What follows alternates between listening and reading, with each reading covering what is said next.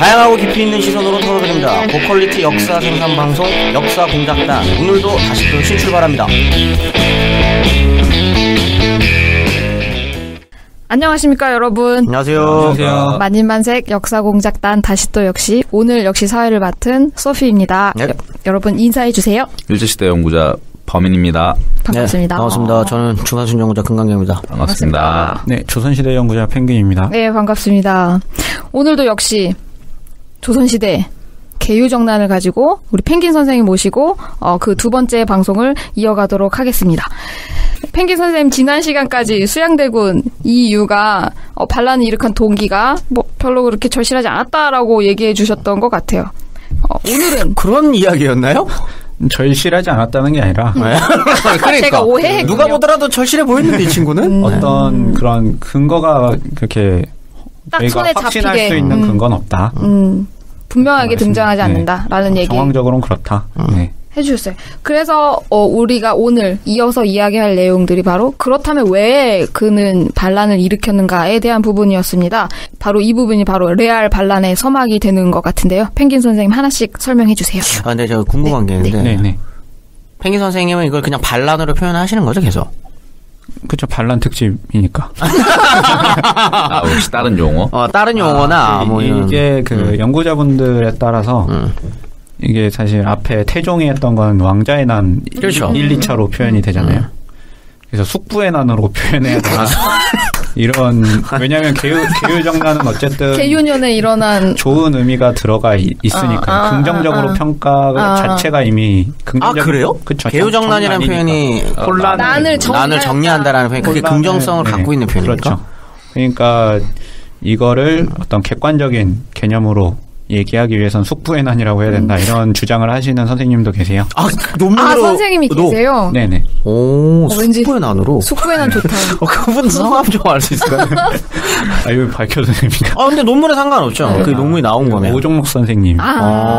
숙부의 난으로. 네네. 성신여대 계시는 분이죠. 네네.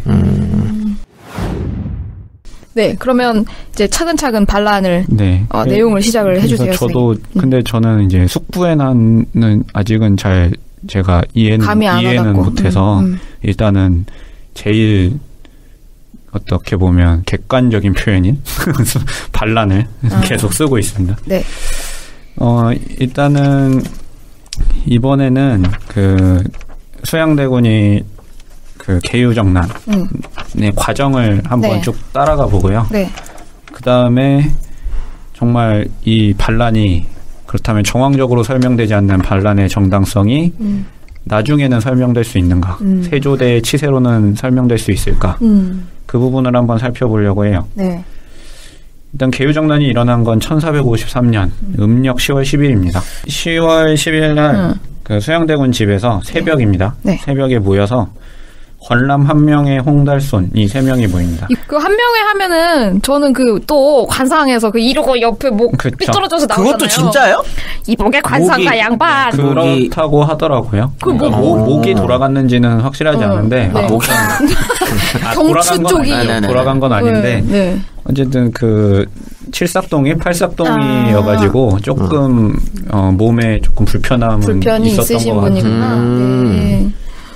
이게 뭐 외면적으로만 드러나는 건지 아니면 진짜 몸을 움직이는데 불편했던 건지 그거는 확실히는 제가 모르지만 어쨌든 그렇게 알려져 있고 이 세 명이 주도합니다. 이 세 명이 계획도 세우고 그래서 세조가 가장 긴밀하게 연락도 계속 취하면서 하는 사람이 권람 같은 경우는 이제 집현전에 있었던 사람이고 한 명에는 사실 뭐 별 볼 일 없었고요.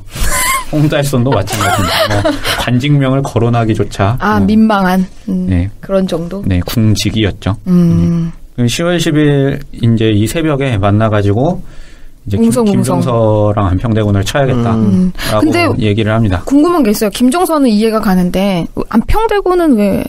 그러니까 이제 명분이 되는 거죠. 그러니까 김종서랑 안평대군은 친했어요. 그래서 이제 안평대군을 왕을로 만들려고 한다. 이게 이제 주된 그 목적이 되는 거고 사실 안평대군을 그 반란 후에 취조도 하지 않고 강화도로 바로 보내기 때문에 정확한 내용, 그러니까 변호할 수 있는 그것도 거의 없었어요. 한마디 하고 가거든요. 뭐라고 합니까? 내 죄를 안다고 하고. 안평대군이? 물론 안평대군이 한 말은 아닐 가능성이 높죠. 근데 그 한마디만 나오고 사실 취조 과정이나 이런 것도 없이 바로 가기 때문에 죽인다고요? 아니 강화도로 유배를 보내. 네. 바로 가기 때문이라고 강화도로 가기 때문에 깜짝 놀랐네요. 네. 그래서 안평대군은 사실 뭐 반란을 할 사람은 아니었던 것 같아요. 그 행사도 맨날 같이 다니고. 네, 뭐 안평대군은 그냥 장윤정, 박형빈 이렇게 갈라질 수 있는 겁니까?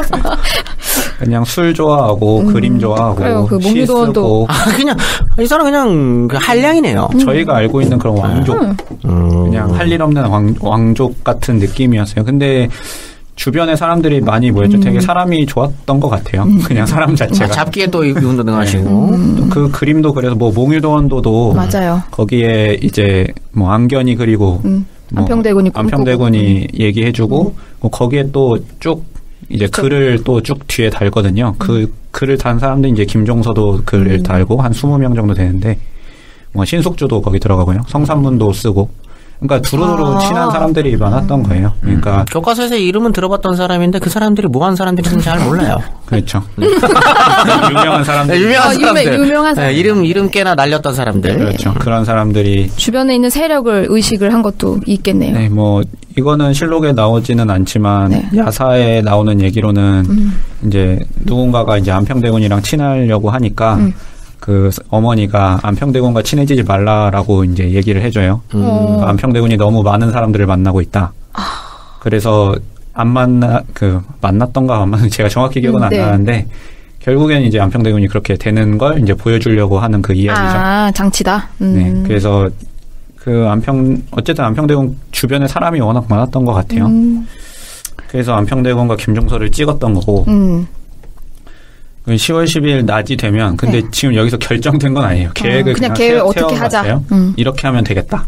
이렇게 하면 각이 나오는데 이런 느낌이에요. 근데 이 정도?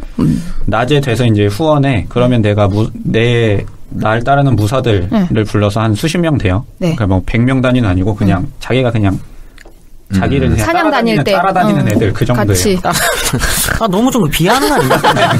아니 이 사람들이 중요한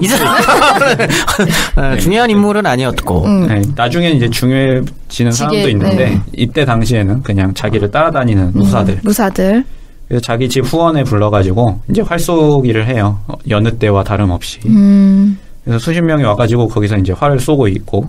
근데 여기서 일단 처음에 계획을 말하기로 했는데 이 사람들한테 수양대군이 이제 말하지 못하고 공개적으로 말하지 못하고 곽연성이라는 사람한테만 먼저 얘기를 해요. 근데 곽연성이 자기는 늙은 어머니가 계셔서 난 안 할래. 못할 것 같다.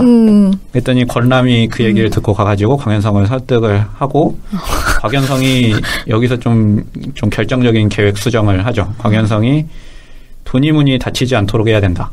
그러니까 성문이 닫히지 않도록 해야 된다. 이 말은 뭐냐면 그 김종선의 집은 서대문 밖에 있어요. 수양대군의 집은 서대문 안에 있어요.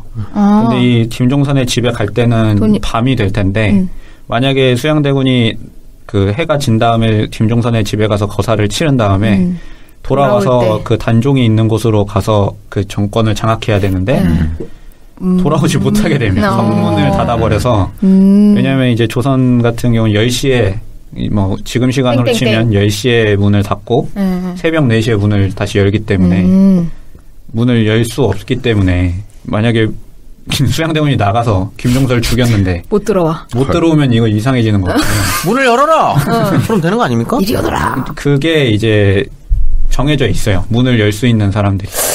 수양 정도로는 안 되는 겁니까? 왕족인데. 그렇죠. 이거는 정해진 시스템이 법대로 해야죠. 지네 형제 끼고 손조치 후보까지 했던 인간이에요. 네, 이거는 어쨌든 지금으로서는 뭐 그렇게 하면 되지 않나 싶은데 당시에는 되게 중요했었던 일이죠. 중요한 일이죠. 재밌네요. 지금 같이 어떤 세콤 같은 게 있는 게. 세콤. 그렇죠. 그래서 이제 저녁이 되었네요. 그래서 이게 이제 얘기를 해주고 권람이 그건 생각 못했다. 그대로 하겠다라고 해요. 그거 이 사람 멍청한 사람. 몰랐네. 생각 좀 짧은 친구네요. 큰 거 생각하다 보니까 디테일한 거 디테일을 줬구나. 10월 10일 저녁이 돼요. 네. 이게 홍달손이라는 사람은 어떤 역할을 하냐면 이때 당시 이제 도성의 이제 순찰과 마침 이 날에 이제 당번이었던 거예요. 홍달선이 이 날을 결정한 거죠. 그래서 홍달선이 먼저 출발을 해요. 이제 근무를 써야 되니까 야간 근무 쓰러 가고 이제 이때 와가지고 후원에 가서 무사들한테 나 이거 할란다. 김종서 안평대군 제껴야겠다. 얘기를 해요. 딱히 무슨 뭐 결정적인 이유가 있었다는 그런 게 아니에요. 그렇죠. 사냥 그냥 좀 하다가 김종서의 이런 나 할래. 농단을. 아이 백년 선생 오셨습니다. 술병 예약이라고 하시더니 네. 저녁이 되어서 홍달손이 저녁 근무를 나가고 그래서 후원에 가서 이제 무사들에게 이제 공격을 하겠다. 오늘 거사를 하겠다. 디데이다. 라고 했는데 이제 거기서도 이제 의견이 갈리죠. 무사들이 어떻게 대신인데 왕한테 아뢰지도 않고 이게 선조치 후보거죠. 결국엔. 그러니까 왕한테 아뢰지 않고 어떻게 죽일 수가 있느냐 라고 말린 사람들이 있고요. 그리고 몇 명은 도망갔어요. 이게 못하겠다고. 수양 밑에 있었던 친구들이. 그러니까 그 사람들도 이거는 무리다라고 생각을 했나 본데요. 무섭죠. 이게 선조치 후보건데 예전에 수양대군이 했던 것처럼 뭐 그냥 단순히 중 하나 풀어준 거 정도가 아니라 이거는 대신을 하나를 보내는 건데. 아니 근데 김종서를 죽이겠다라고 생각을 했으면 이미 이거는 그냥 거사 아닙니까? 그렇죠. 이제 돌이킬 수 없게 되는 거죠. 그냥 왕까지 죽이겠다라는 거잖아요. 왕을 아니 그 왕을 이렇게 인사 먼저 하시고 선생님. 반갑습니다. 갑자기 들어오신 백년 선생님. 아니 제가 그 요새 조이총의 난에 대한 발표를 들었는데요. 어저께요. 조이총 아시죠? 고려시대 때 조이총. 그 사람이 사실은 그 왕정에 대한 어떤 충성도가 아주 대단한 사람이었다는 거예요. 근데 뒤에 보면은 조이총이 사실은 전세가 불리하니까 금나라한테 막 이 고구려 북쪽 땅을 다 넘겨주겠다라고 했다는 거예요. 그래서 사실은 어저께 그 학회 끝나고 술자리에서 얘기가 오고 간 건데, 조이총 이거 되게 쉽게 말해서 기회주의자 나쁜 놈 아니냐라는 말이 있었는데, 저는 사실은 아닐 수도 있겠다는 생각이 들더라고요. 그러니까 진짜 충성이 있는 놈인데, 그러니까 이 왕을 무신들로부터 구해내고 싶으니까 내 땅을 떼어내서라도 막 구해주고 싶다라고 사람이 생각할 수 그런 이상한 생각을 할 수 있다는 거예요. 그러니까 지금 이것도 처음에 김종서 죽일 때까지는 그냥 뭐 요 정도는 하다가 갑자기 이거는 좀 아닌 것 같은데 이렇게 생각할 수도 있는 것 같아요. 말씀도 일리가 있는 게, 아까 말씀드렸듯이 이제 집현전 출신들은 이 김종서 황부인의 행태에 대해서 그렇게 좋게 보고 있지 않았어요. 그래서 이 김종서가 죽었다고 했을 때, 이 집현전 학사들도 그렇게 크게 반발하지 않거든요. 김종서가 약간 나쁜 캐릭터. 그러니까 지금 나중에 사육신 중에 제일 유명한 사람이 성산문 같은 경우도 이 정난 3등 공신이에요. 그래서 그게 이제 그 연구자들에 따라서는 이게 원래 성산문은 반대 쪽이었는데 이제 회유하기 위해서 공신에 포함시켰다 이런 얘기도 있는데, 어쨌든 공신 3등 공신으로 성산문 이름이 올라가 있거든요. 그래서 그런 거 봤을 때는 김종서를 죽였을 때 딱 왕까지 노렸다 이렇게까지는 보지 않을 이유도 있는 거죠. 그런 정황들이 있는 거죠. 그래서요? 북문으로 몇 명 도망가고. 북문으로 도망가고. 이제 수양대군도 조금 망설여요. 이렇게 되니까 만류하는 사람도 있고 도망가 버리는 애들도 있고. 그때 이제 그 한명이랑 홍윤성이 와서 오늘 아니면 안 된다. 오늘 해야 된다. 맞아요.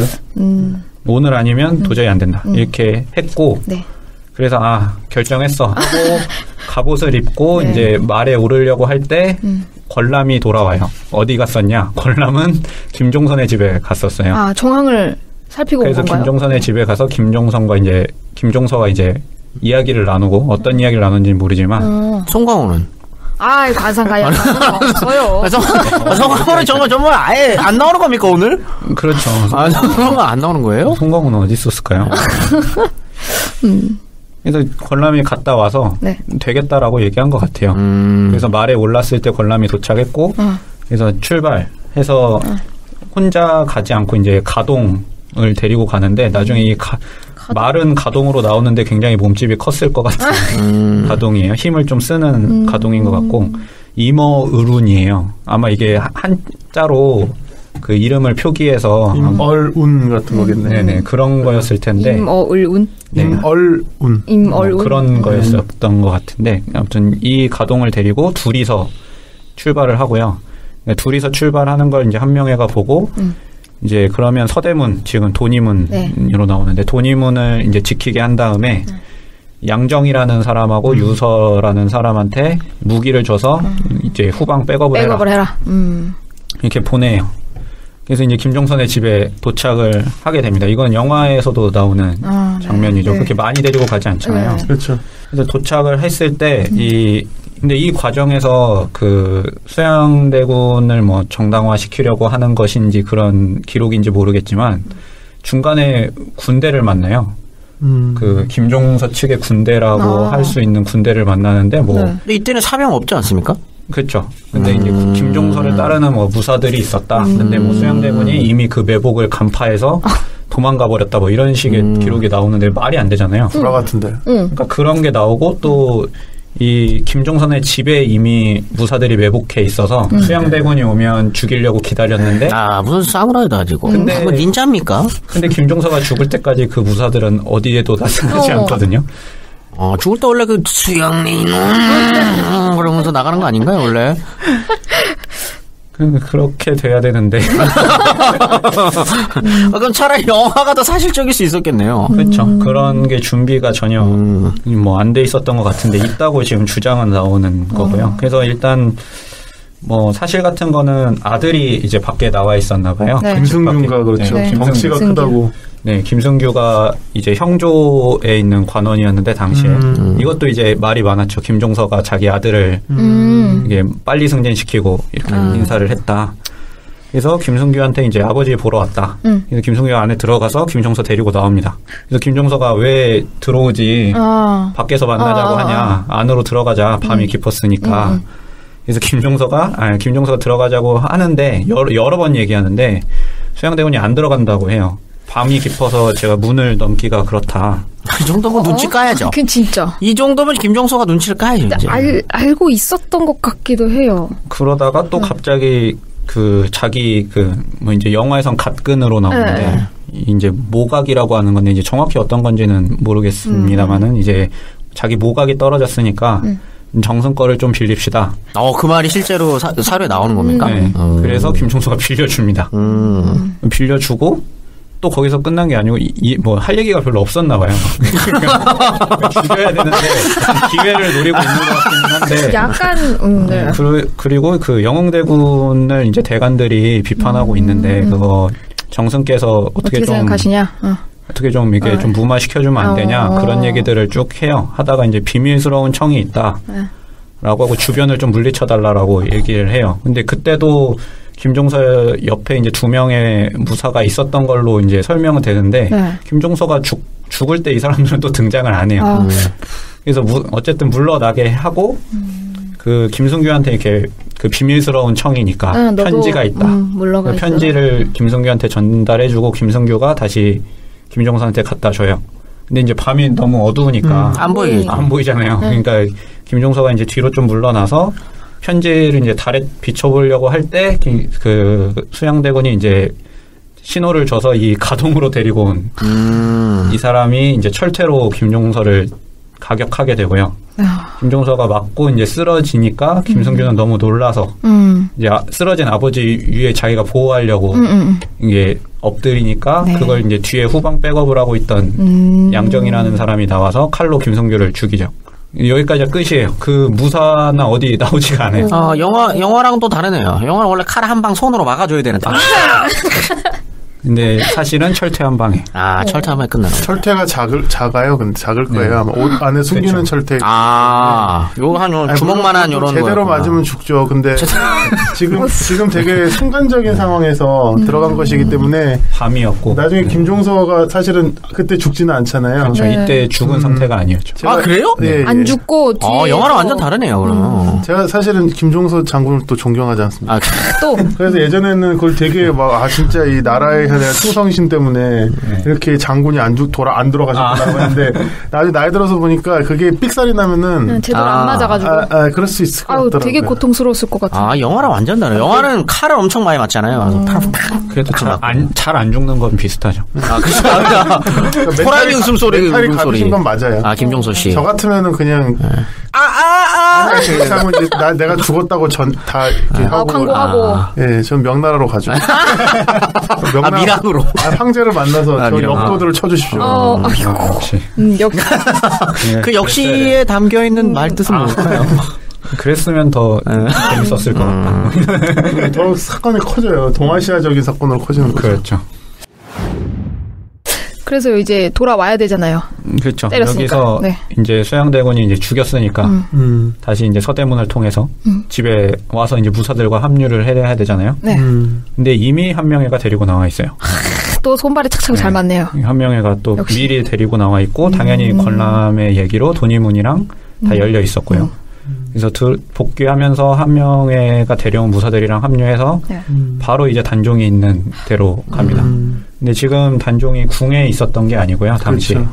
지금 창덕궁을 수리하고 있었어요. 그리고 왕이 연속으로 2명이나 죽었기 때문에 경복궁에 머무르는 것이 뭔가 이게 마음이 편치 않다라는 그런 게 있어서 창덕궁을 그럼 고쳐가지고 들어가자고 이제 얘기가 돼서 창덕궁을 수리 중이어서 단종이 아마 정확한 위치는 안 나오는데 지금의 그 북촌 한옥마을 그쪽에 있어요. 혜민 양씨네 집 아니었나요? 그건 아니에요? 아마 정확히는 안 나와요. 아마 혜민 그 주변인데 정확히는 안 나오고 그래서 그 포위하는 지역으로 유추해 볼 수 있어요. 그래서 영웅대군 집의 서쪽부터 그 동쪽으로는 서운관이 있는 데까지 포위를 하거든요. 그 단종이 있는 포위라기보다 이제 보호 이제 그런 걸 하는 건데. 4겹으로 이제 군사를 둘렀다고 하는데 영웅대궁네 집이 이제 경복궁 동쪽이고요. 그리고 서운관이 창덕궁 서쪽에 있었기 때문에 아마 지금으로 치면 안국역 지역 그쪽에 아마 있었던 것 같고요. 헌법재판소 있는 쪽. 네, 맞습니다. 그래서 아마 그쪽으로 곧장 달려갔고 그리고 이제 그 수양대군이 떠났기 때문에 돈이문이랑 그리고 서소문 그리고 숭례문을 다 닫게 해요. 여기를 굳게 지키라고 얘기를 해요. 그게 나중에 이제 문제가 될 부분이기 때문에. 그래서 여기에 근데 군권을 바로 장악한 거예요, 그럼? 아니요, 군권을 장악한 게 아니고 그냥 이 당시 도성을 수비하는 병력만. 그러니까 그 정도는 이제 컨트롤할 수 있었다. 그건 지금 홍달손이 컨트롤. 달손 씨가. 홍달손이 컨트롤하고 있고. 그리고 권람 한 명에 그리고 자기랑 그리고 몇 명 만드는 무사. 사실 이게 엄청 많은 숫자로. 날건달 30-40명 아닌가요? 그렇게 들었어요. 영화에도 그렇게 나옵니다. 영화는 제가 안 봤어요. 관상 안 보셨나요? 안 봤어요. 네, 거기서도 약간 달건이들처럼 나와요. 저는 그런 거 되게 싫어해요. 누구를? 아니, 저는 그런 스토리에 그런 간악한 세력들이 그런 걸 되게 싫어요. 간악한 세력. 아니, 나쁜 놈들이죠. 나쁜 놈들이죠. 제가 그래서 그것도 못 봤어요. 화려한 휴가? 그런 것도 좀 못 봐요. 못 봐요, 저는 그런 거. 네, 그래서 어떻게 됩니까? 그래서 그걸 장악하고, 거기 이제 입직하고 있었던, 그러니까 당직 쓰고 있었던 그 관리들을 다 불러가지고. 그 송강호 아들인데? 거기서는 송강호 아들로 나오죠? 네. 송강호 아들. 네. 그렇죠. 송강호 아들, 시간이 있으면 더. 그건 넘어가고. 네. 그래서 입직한 애들을 불러서, 관리들을 불러서 내가 이만저만해서 김종서랑 김성규를 죽였다. 그래서 이 사실을 이제 정리를 좀 해야겠다. 그래서 이제 그 김종서 도당이라고 알려진 사람들을 다 궁궐로 들어오게 해요. 단종을 만나러 들어와라. 지금 단종은 궁궐에 없는데. 그러니까 단종이 있는 곳으로. 그곳으로 들어오게 하라. 있는 곳으로 입궐하라. 그럼 제가 어렸을 때 봤던 드라마는 진짜 그 광화문 같은 데서 쳤는데 그게 아니라 사실은 그쵸. 단종이 지금 계신 곳에서 들어오라고 한 거구나. 포위하고 있고 4겹으로 포위하고 있어서 그 3번째 문을 통과할 때 다 죽여요. 한 명씩. 그러니까 그 황보인부터 시작해서 그 영화에는 살생부를 부르잖아요. 네, 한명회가 그걸 부르는데 그것도 맞나요? 그것도 실제로 있었던. 살생부는 있었겠죠. 부르기 아까 근데 자기가 알아서 없겠지. 네. 아니 근데 제가 지금 잠깐 늦게 와서 그런데 이 선어교보를 포위한 게 지금 수양대군 쪽 애들이에요? 아니죠. 그러니까 이제 그 홍달손의 그 순찰 병력과 그리고 원래 단종을 지키고 있었던 그 병력들이 있잖아요. 그럼 단종을 지키던 병력들은 지금 매수가 안 된 거잖아요. 그렇죠. 근데 이미 수양대군이 가서 자기가 정당성이 있다고 이렇게 먼저 한 거죠. 한숨 또 쉬시고. 아니 이게 군대를 장악한 게 아니라 먼저 단종할 때 자기가 가가지고 이만저만해서 김종서랑 김성규가 역당이다. 그때 단종이 13살이잖아요. 그렇죠. 사실은 16만 됐어도 아까 그 얘기 했습니다. 그러니까 깡이 좋았으면 어떻게 했을 텐데. 너네 뭔데? 이렇게 했을 수도 있는데. 아직 너무 안타까워하시는데요. 아직 초딩이라. 아직 초딩이라 그게 안 됐어요. 단종이 그리고 수양대군의 그 말을 좀 따르는 경우들이 몇 개 있어요. 그러니까 수양대군이 이런 사안에 대해서는 이렇게 하는 게 좋겠습니다. 이렇게 상소를 올리면 그렇게 반응하는 경우가 있어요. 단종이. 그러니까 단종이 좀 의지한 면도 있는 것 같고. 찐따 같은 삼촌이잖아요. 난 걔 보면 찐따 같은데. 누가요? 수양이요? 걔 찐따 같아요. 아니 왜요? 아닙니다. 예. 일단 나중에 말씀드릴게요. 하세요. 네. 그래서 이제 장악을 하고 이제 황보인부터 불러서 이제 그 세 번째 그 포위망을 넘어오면 그러니까 혼자 들어오라고 해요. 포위망을 들어올 때. 그러니까 주변 그 뭐 따라오는 애들 있잖아요. 그런 애들 말고 혼자 들어오라고 해서 다 죽이고요. 그 도성에 없었던 애들은 다 군대를 보내서 다 죽여요. 어이구. 그래서 그 명단이 있고 그 명단에 있는 애들은 다 죽게 되고 안평대군이 아마 집이 마포였던 것 같은데 네, 그쪽에도 이제 사람을 보내서 바로 다음날 강화로 보내고 이제 안 죽은 김종서는 어떻게 됐냐? 이제 김종서가 깨어났어요. 완전 빗 맞았네요. 아들은 죽었고 근데 중상이었던 것 같고요. 그래서 이제 그 여자 옷을 입었다고 표현돼요. 여복을 입었다고. 등치도 작으셔서 여자 입어도 괜찮아요. 보셨어요? 작아요. 보셨어요? 되게 작아요. 체구가 작아요. 작았다고 그렇게. 그래서 여복을 입고 이제 그 돈이문으로 가요.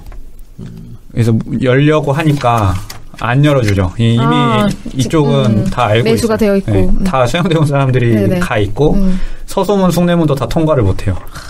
그래서 자기가 그때는 이제 누가 그 자기를 공격했는지 얘기하지 않고 자기를 공격한 그 무리가 있는데 지금 빨리 얘기해야 된다. 이거를 도성 안에 얘기해야 된다라고 얘기하는데 전달이 당연히 안 되고 이미 그 세 개 문을 갔다가 다 실패하고 그 자기 아들의 그 처가로 도망을 가요. 근데 이제 이미 그 성문을 다 거쳤으니까 어디로 갔는지 대충 알고 있었을 거고 다음날 아침 바로 죽이고요. 근데 김종서도 자기를 그렇게 빨리 죽일지 몰랐던 것 같아요. 갔는데 자기는 그냥 압송되는 건 줄 알고 뭘 타고 그러니까 이제 타고 가는 것들 있잖아요. 그럼 뭘 타고 가겠다고 얘기를 했는데 얘네가 다른 군사들은 뭔 소리 하는 거야 하고 그냥 죽인 거예요.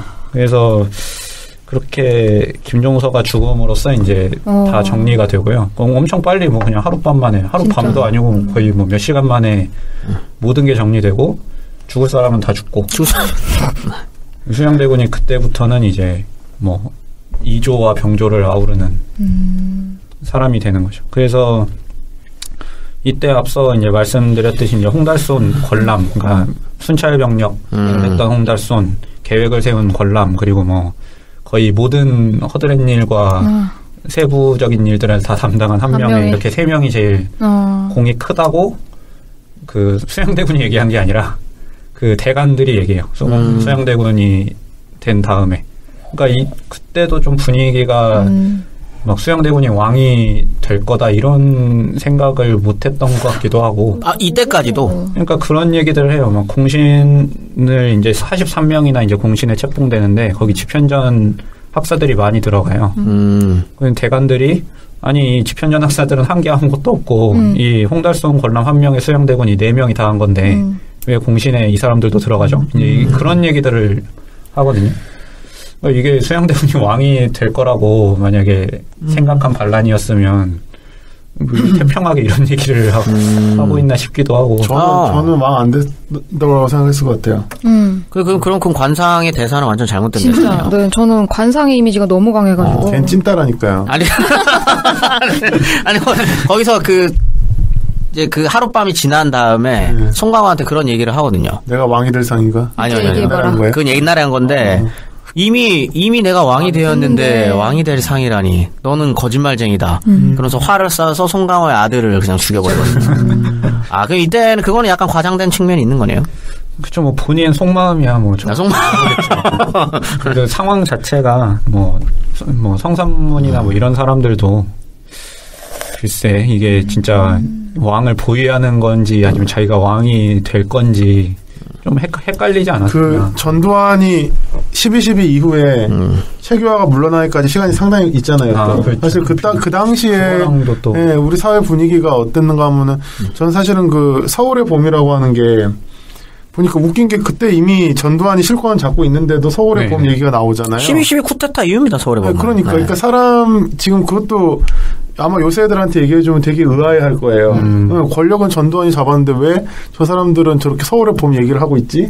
정말 지금 시대가 암흑하게 가고 있는데 하고. 그래서 12.12 쿠데타라고도 부르고 어떤 데는 5.17 쿠데타라고도 불러요. 5.17? 네, 이제 5월 18일, 이제 80년 5월 18일 이전에 5월 17일 날이 진짜 쿠데타였다. 근데 계엄을 전국으로 전국 계엄이 이제 확장되는 시점이 이제 5월 17일 밤이죠. 12시 넘어갈 때. 그래서 그 세상에서 제일 오래 걸린 쿠데타라고도 하는구나. 그렇죠. 12.12 쿠데타가 군을 동원했었던 거는 맞는데 이제 그 이후의 기간 동안에 뭔가 이제 장난질을 계속적으로 이제 하는 거죠. 그런 것 같아요.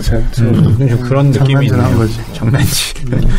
네, 자 이렇게 한 하룻밤 사이에 이렇게 김종서를 죽이고 그 안평 세력들을 죽이고 안평은 쫓아내고 이런 식으로 해서 정난 반란이 마무리가 된 건가요?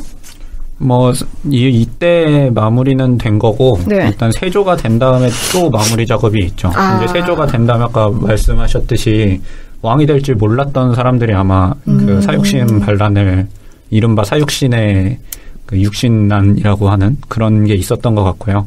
그다음에 금성대군도 또 이제 형한테 이 형이 이러면 안 되지. 그래 말을 그렇게 하니까 형이 이러면 안 되지. 따라다니던 그분이. 그렇죠. 금성대군도 한번 그래서 이제 단종이 죽게 되는 거죠. 금성대군이 그 반란을 일으켜서.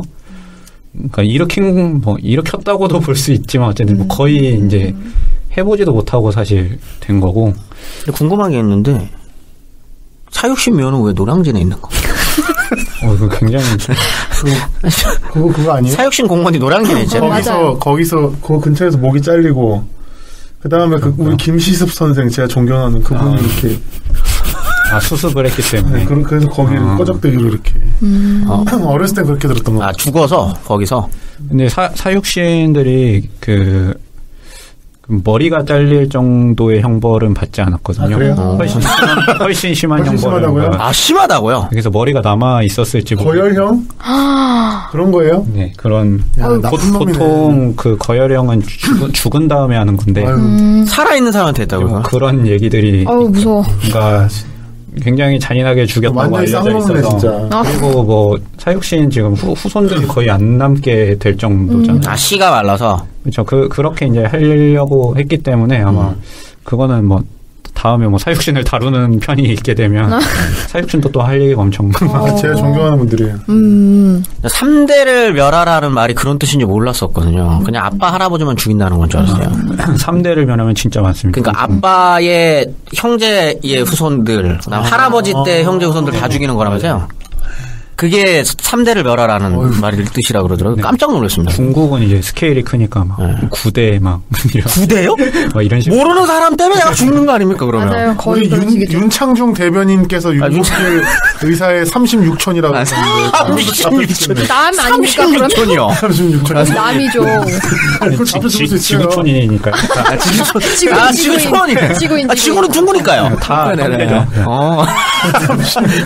자꾸 걸어 나가면. 언젠가는. 지구마을. 네. 지구마을. 네네. 내가 왜 또 사회를 보려고 그랬죠? 네. 그래서 이제 이렇게 진행이 됐고요. 사육신 얘기도 좀 준비해 오기는 했는데 너무 시간이 오래 걸려서 오래 걸리는 것 같아서 일단은 넘어가고 그 세조가 그래서 됐어요. 다른 건 다 건너뛰고 반란도 여러 차례 더 있었고 그걸 다 진압하고 세조가 됐어요. 근데 이제 세조가 이제 그러면 이 반란이 정말 필요했을까, 정당했을까, 어떤 역사적으로 어떤 평가를 할 수 있을까라고 봤을 때 어려운 점이 한 두 가지 정도가 있어요. 하나는 이게 세조를 다룬 기록들이 다 세조가 왕이 될 수밖에 없는 기록들이에요. 기록 자체가. 그러니까 심지어 세종실록도 그 후반부 어디까지 그 윤색을 했는지 잘 모르겠어요. 손을 댔다고 봐야 되나요? 손을 댔죠. 왜냐하면 세종실록에 그 세조휘라는 표현이 나와요. 사실 세종 때는 세조가 없었는데, 그쵸. 세조라는 묘가 나오려면 세조가 죽어야 되는데 세조휘라는 표현이 나와요. 그 손을 댔구나. 봐서는 어쨌든 그러니까 세종실록의 출판은 그러니까 인쇄를 하는 건 성종 때 인쇄하는 거기 때문에. 그 중간에 뭔가 편집이라던가 그런 걸 했을 거는 같은데 그게 어느 정도로 했는지는 모르겠어요. 기록관리법 위반인데 그거는. 그렇죠. 그래서 세종실록 그렇고 문종실록, 단종실록은 말할 것도 없고요. 세조실록 자체는 그것도 문제가 있는 게 세조실록은 또 그 앞에 성종실록이나 뒤에 성종실록이나 앞에 세종실록에 비해서 굉장히 간략한 사료예요.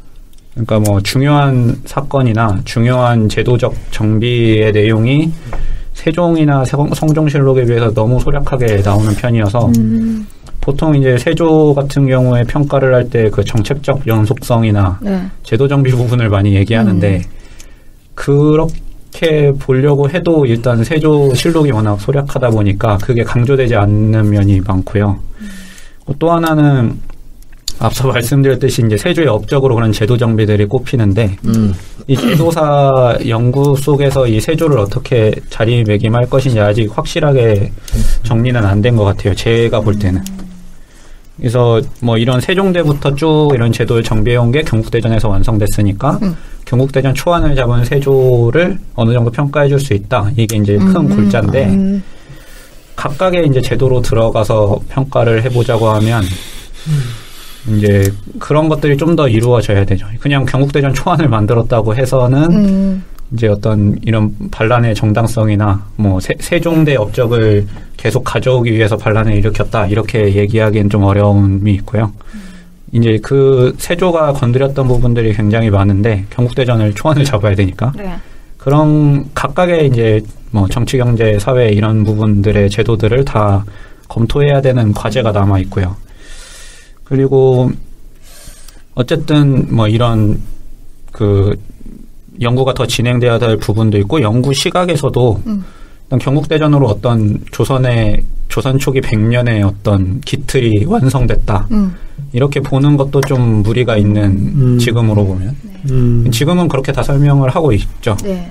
근데 경국대전에서 조선이 끝난 게 아니고 그렇죠. 그 이후에 계속되고 있고 또 중종대만 해도 경국대전의 내용을 이해하지 못해서 생기는 문제가 발생해요. 왜냐하면 이게 경국대전이라는 조문 자체가 워낙 이제 일반성을 위해서 이 축약하고 한 줄로 만들고 이런 작업들을 거치기 때문에 뒤에 사람들이 이 조문이 만들어진 과정을 꿰고 있지 않으면은 맥락을 파악하기 맥락을 모르면은 이제 이 조문이 왜 이렇게 만들어졌지? 이런 내용이 나오거든요. 그러니까 제도사 연구가 좀 더 그 경국대전 완성이 아니고 이렇게 발전론적으로 보는 게 아니고 좀 더 이렇게 나눠서 보거나 아니면 더 구체적으로 볼 필요가 있는데 아직은 그게 되면은 아마 세조의 업적이 어느 지점에 있고 어느 위치에 있을 거다. 그렇게 좀 더 자세히 알 수 있을 것 같고요. 네.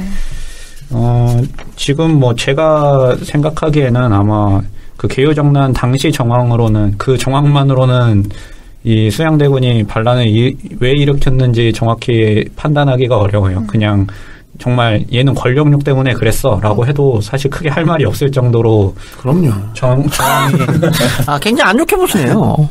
아니 저기 시간이 없습니다만 그냥 제가 아까 앞에 얘기를 안 했던 건데 제가 보기에는 얘는 어렸을 때부터 이 성장 과정을 그냥 얘라고 하긴 그래도 허세가 심하고 좀 애가 약간 찐따 기질이 있어요. 행사 전문이라고 아까 말씀. 친구를 잘못 만난 거야. 누구요? 한 명이 한 명 그러니까 옆에서 이거 할 수 있다고 할 수 있으십니다. 대고 그러니까 뭐 워낙 과시하는 거 좋아하니까 그러니까 진짜 우리 형도 없는데 진짜 내가 할 수 있을까 이렇게 해서 되지 않았을까. 제가 생각하는 개유정난의 모습은 좀 그래요, 사실은. 그러니까 수양이 어떤 강력한 끌어왔던 게 아니라, 뭐 주면서 막, 하면서, 아이고, 나중에 형님은 거의 뭐, 김무성 컨셉이죠. 김무성. 네네네. 그렇게 보면 우리가 가지고 있었던 수양대군에 대한 이미지가, 오늘 펭귄 선생님 그 이야기랑 백년 선생님이 해주신 얘기를 종합해서 보면 완전 다른 것 같아요. 완전히 다시 생각해봐야 되는 문제가 된. 나중에 원상 정치할 때도 그 노땅들한테 그렇죠. 내가 아무리 몸이 안 좋아도 저는 저 같으면 안 그럴 것 같아요. 이제 그게 또 나왔네요. 내가 왕이었다면 부분 중에 하나죠. 그런 공신들을 많이 만들고 공신들이 그런 특권을 가질 수 있게 만들고 정치적으로도 너무 큰 힘을 실어줘서 사실 이때 개유정난 때 공신들이 한명회가 대표적입니다만 왕 4대를 모시는 게 되거든요. 오래오래 그러니까 살고 그렇게 물론 엄청 공격당하긴 하지만 말년에 근데 어쨌든 그렇게 된 시초를 마련했다는 점에서 굉장히 많이 혼이 나죠. 그 이정재가 아니네요, 그럼. 그러니까 우리가 생각하는 기본적인 어떤 센 군주의 모습과 조금 핀트가 안 맞는 게 좀 있지 않나 제가 봤을 때는 좀 그렇더라고요. 그래서 말씀을 드렸죠. 이정재가 안 어울리는데 그럼 캐스팅 미스네요. 이정재가 오히려 한명회를 해야죠. 근데 여기 한 명에도 센 애가 나왔어요. 센 애란다. 지금 주진우랑 같이. 그분 이름 뭐죠? 그분 이름 뭐죠? 배우? 명존세. 명존세 맞아. 명치 존나 세게 때리는 그 뭐죠? 했다가. 악역 역할. 김희성. 한 명은 저기 외모가 수려하세요. 김희성 나쁘지 않습니다. 그래도 경복궁시기도 하고 정재형이 하셔야죠. 거기서 김희성도 굉장히 캐릭터 세게 나오기 때문에 맞아요. 되게 인상 깊게 무섭게 나왔었어요. 그 세조가 그런 전제적이고 리더십 있고 막 이렇게 이제 아무래도 반란의 수장이니까 그렇게 그려지는 게 하지만 스스로도 태종이랑 굉장히 비교 당하고 싶어 했던 것 같기도 하고요. 욕망만 그랬던. 욕망만 그런 거예요. 고종이요, 고종. 고종이라고요. 얼굴도 비슷하잖아요. 만약에 영화 감독이다. 네. 누구로 캐스팅하겠습니까? 고정처럼 생긴 사람 누굽니까? 빨리 생각해보세요. 고정처럼 생긴 사람 송세벽 씨를 살을 한 20kg 찌우면 될 거야. 송세벽. 살 20kg 찌우고 약간 수양을 말하면서 나 왕이 되고 싶어 막. 완전 다른데? 이정재가 한 명이처럼 왕이 되셔야죠. 확실히 두고 봐야지 되는. 그래서 그런 세조한테 지금 있는 이미지는 사실 태종은 진짜 그랬을 것 같아요. 맞아요. 그러니까 태종은 진짜 다 죽이거든요. 진짜 다 죽였죠. 소수를 많이 죽이죠. 그러니까 세조는 이게 그래도 죽이긴 많이 죽였지만은 그래도 여지를 많이 남겨놔서 이제 나중에 문제가 되고 하는 건데 태종은 자기 다음에 세종한테 문제가 될 사람들을 다 죽이니까 좀 심하다 싶은 면도 있죠. 자기 처남들까지 다 죽이니까 좀 무서운 사람이죠. 네, 그러면 이제 정리를 한번 해볼까요? 우리가 이전까지 알고 있었던, 그리고 특히 관상이라는 영화를 통해서 알고 있었던 이정재 이꼴 수양대군의 이미지는 구라이면서 다시 생각해봐야 된다. 그리고 그 연구 맥락에 대해서도 지금 우리 펭귄 선생님이 잘 설명을 해주셨습니다. 네, 오늘까지는 이제 펭귄 선생님 모시고 조선시대에 있었던 반란, 개유정난에 대해서 알아봤는데요. 이제 다음 시간부터는 현대사 쪽으로 넘어와서요. 또 우리 금강경 선생님이 준비하실 텐데요. 네. 그 방송 이어서 해보도록 하겠습니다. 만인만색 역사공작단 다시 또 역시 다음 주 수요일에 다시 찾아뵙겠습니다. 감사합니다. 감사합니다. 고생하셨습니다. 감사합니다.